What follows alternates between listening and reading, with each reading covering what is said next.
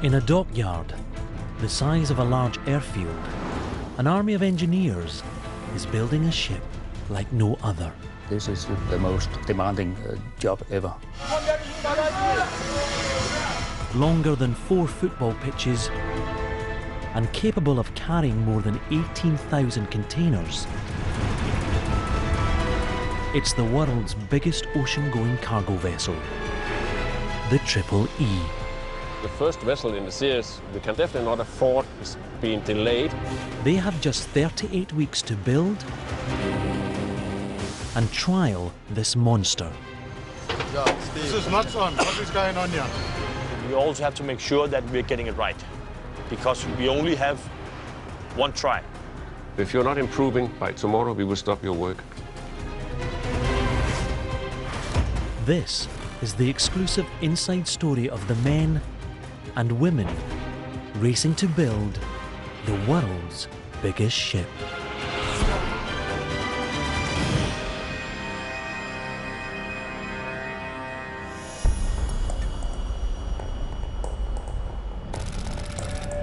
Tangier, Morocco. A giant container vessel is being loaded up with 12,500 containers. Crammed with computers and chemicals, meat and machinery, the ship's cargo is worth more than $400 million.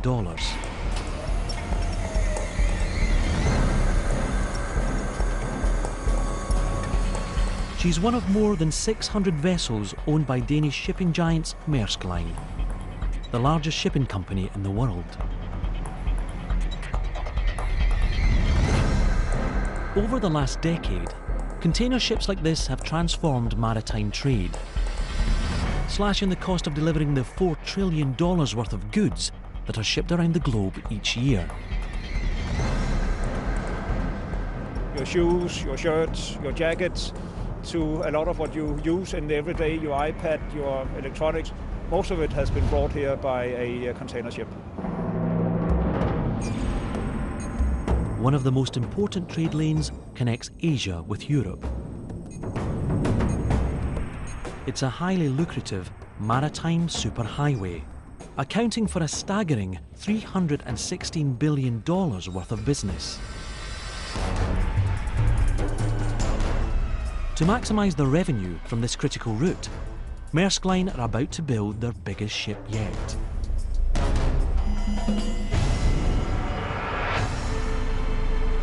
The Triple E.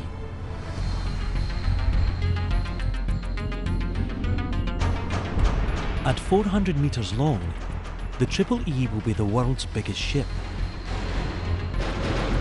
A steel leviathan, powered by 2 enormous engines, each capable of delivering more than 40,000 horsepower.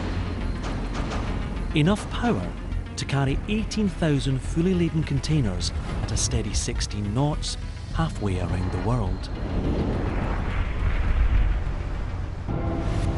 The team building the record-breaking Triple E are about to move the first piece of her huge hull into dry dock number 2. This is a key moment, a milestone known as keel laying. The first keel, when you put that for the first new series, that's a new beginning. That's a new, now we are getting on. Now we are from block stage, now we're into dock stage, now we are assembling the vessel, we can see something happening, really happening. Now we're gonna see the vessel is getting bigger and bigger. Thank you for viewing. Thank you. It's a big day, so Peter and the rest of the team are fueling up. I think they have a big moving day today, and it took like half an hour to get out there. These guys who are transporting the blocks, they get bored. Let's move some blocks. And then they start moving from one end to another just for fun. They've been laying here for too long, they just got a little rust along the quayside. No good. Start moving. Or maybe they just move the blocks so they make sure that the guys on the bicycle get some exercise. That could be also.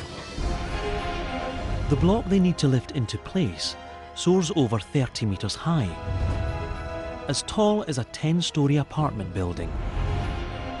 It will sit just in front of the engine room. It's enormous.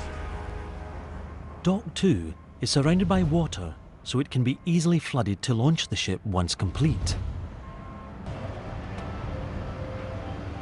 We would put ballast in the forward end of the tanks, so we have it even floating out, the even keel.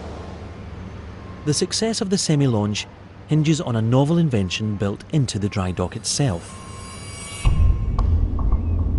Throughout the build, access in and out of Dock 2 is controlled by a simple but clever device called a caisson gate. A floating steel box, strong enough to keep millions of cubic tons of seawater at bay. A system of ballast tanks is hidden inside the gate's steel walls. Once the dock is filled with water, workers empty the tanks in the gate so it rises.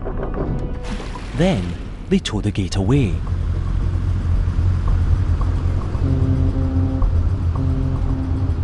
To reseal the dock, they repeat the process in reverse. As they fill the gate's tanks with water, it sinks back into position, allowing them to pump the dock dry again. Inside the gate's control room, Peter makes his final checks. You can control the amount of ballast in the tanks. There's a valve in both ends of it. So you can open these and then you can fill up the dock. And they're all closed. I can see. That's good because otherwise it'll be fairly wet in the dock. Here you can see the big valves in the dock gate. They open these valves and then the dock will be flooded. Very easy, gravity. With everything ready, the crew opens the valves.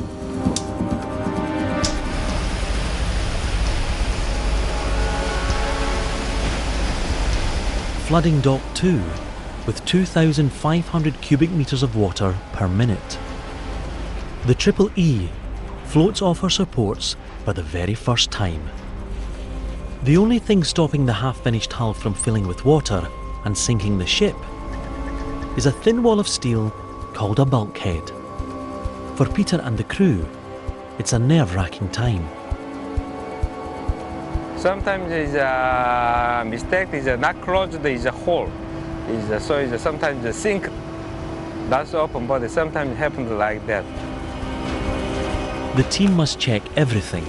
Nothing can be left to chance. 선제에 터치되는 게 잘못된 게 있는지 이런 거 확인도 하고 지금 같은 경우 들어가서 그 물속에 지금 태그라인을 해체해주고 그런 일들을 하고 왔습니다. After an anxious few minutes, the diver gives the all clear for them to open the gate.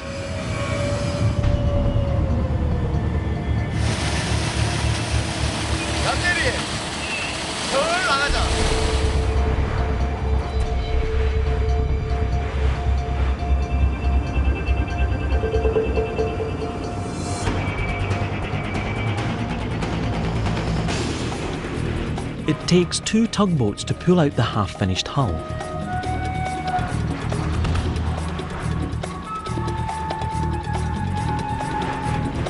Clearing the way for the removal of the other vessels. Finally, the Triple E is towed back into her new position.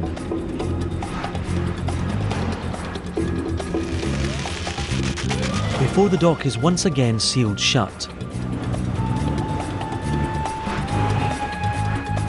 and pumped dry.